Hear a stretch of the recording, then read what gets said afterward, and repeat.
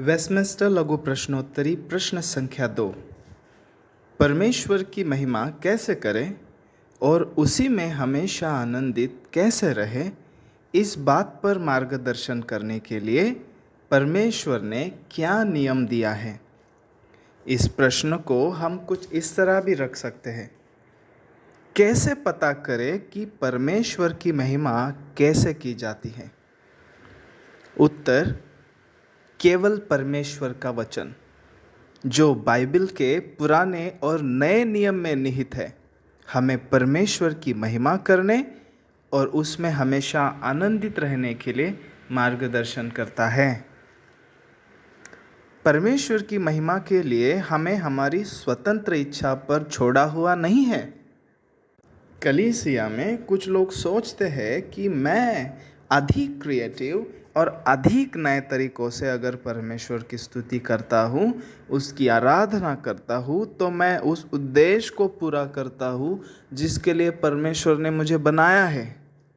परंतु नहीं, कैटेकिज्म हमें सिखाती है कि हमें हमारी सोच, विचारों पर, हमारी राय पर जो आराधना के प्रति है, स्वतंत्र छोड़ा हुआ नहीं है, परंतु परमेश्वर ने हमें मानक दिया हुआ है, मापदंड दिया हुआ है, नियम दिया हुआ है कि हम उसकी आराधना कैसे करें और उसी में सदैव आनंदित कैसे रहें। और इसका उत्तर बाइबल में दिया हुआ है।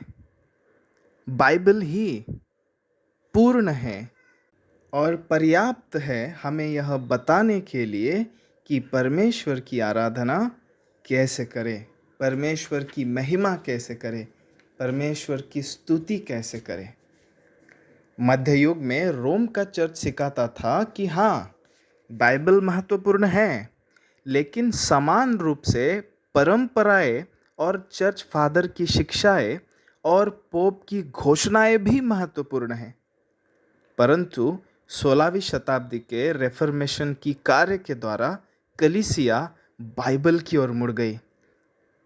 रूढ़ी, परंपरा और मनुष्य केंद्रितता से बाइबल की ओर मुड़ गई और वहाँ पर लैटिन भाषा का एक शब्द जो है, जिसे सोला स्क्रिप्चरा कहते हैं, बहुत ही महत्वपूर्ण जाना गया, जिसका अर्थ है केवल वचन या वचन केवल।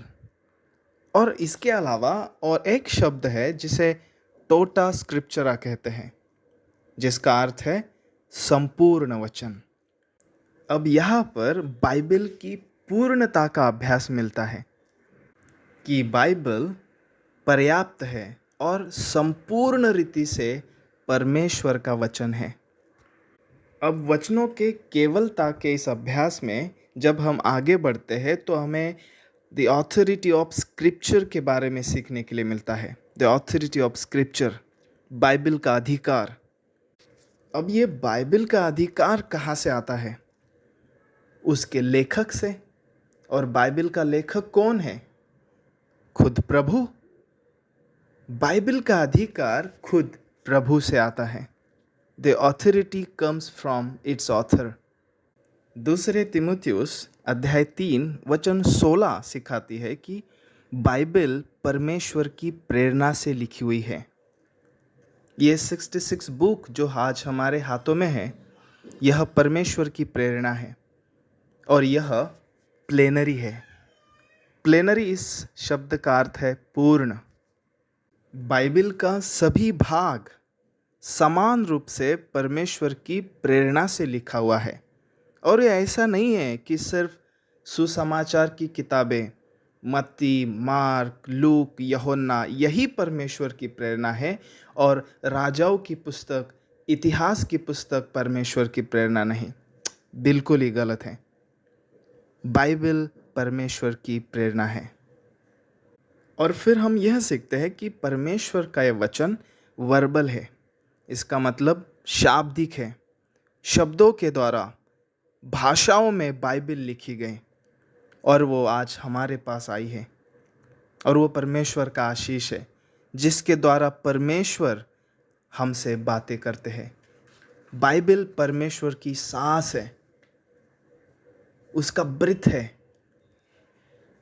जिसके द्वारा परमेश्वर अपनी इच्छा हम पर उंडेलते हैं। बाइबल की प्रेरणा का यह अभ्यास हमें सिखाता है कि बाइबल अचूक है।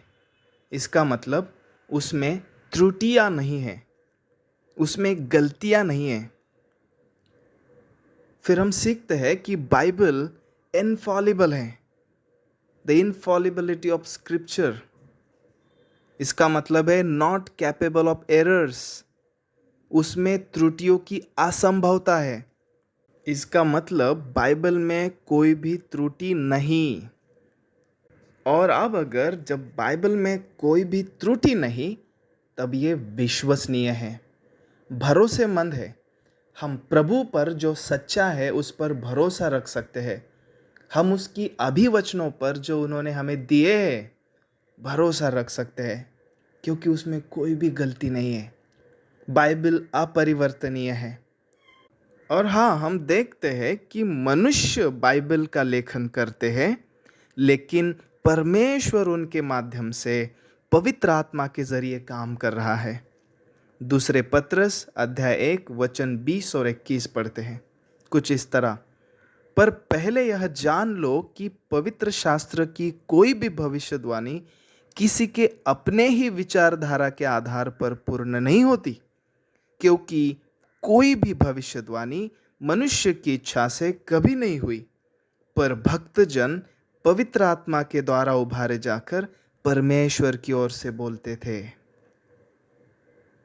बाइबल यह कोई मनुष्य ने लिखी हुई भ्रांत कहानी नहीं है, बल्कि परमेश्वर यहोवा की शुद्ध बुद्धि है, उसका मन है, उसकी पूर्ण इच्छा है।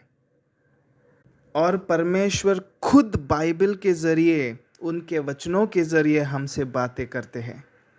कुछ लोग परमेश्वर की प्रेरणा का जो बाइबल है इनकार करते हैं, कहते हैं कि बाइबल में परमेश्वर का वचन है। नहीं, ये गलत बात है कि बाइबल में परमेश्वर का वचन है। और वो कुछ इस तरह साबित करते हैं, यह बाइबल है और बाइबल में तरह तरह की बातें लिखी हुई है, परंतु कुछ भाग ऐसा है जो परमेश्वर का वचन है। गलत है। बाइबल प्लेनरी है, इसका सभी भाग समान रूप से परमेश्वर की प्रेरणा है। यह बाइबल हमें सिखाती है। यह नहीं कि बाइबल का कुछ भाग परमेश्वर की प्रेरणा है। और कुछ लोग यह भी कहते हैं कि यह परमेश्वर का वचन बन जाता है। बाइबल परमेश्वर का वचन बन जाता है जब आप अकेले में इसे पढ़ते हो। तब कुछ संदर्भ ऐसे आते हैं जिसे पढ़ने में आपके हृदय में गुदगुदी होने लगती है और आप बहुत ही प्रसन्न महसूस करने लगते हो और आपको कुछ बहुत ही पावरफुल जान पड़ता है। तब ये परमेश्वर का वचन है। नहीं, बाइबल हमें ये नहीं सिखाती। उसके विपरीत हमें ये सिखाती है कि बाइबल ही परमेश्वर का वचन है। जब बाइबल बोलती है, परमेश्वर बोलते हैं। जब बाइबल के वचनों की विश्वास योग्य रीति से घोषणा होती है, परमेश्वर बोलते हैं। अब यह जान लो कि परमेश्वर की आराधना करने का यह मापदंड हमें बाइबल में ही मिलता है। बाइबल ही हमें सिखाती है कि परमेश्वर की आराधना कैसे करें और उसी में सदैव आनंदित कैसे रहे। मेरे विचारों से नहीं, मेरी राय से नहीं, नए ज़माने के नए अंदाज में मैं परमेश्वर की आराधना नहीं कर सकता, बल्कि बाइबल आधारित, केवल बाइबल आधारित। क्योंकि बाइबल ही परमेश्वर की प्रेरणा से लिखा हुआ वह पवित्र स्टैंडर्ड है जो हमें यह सिखाता है कि परमेश्वर की आराधना कैसे करें।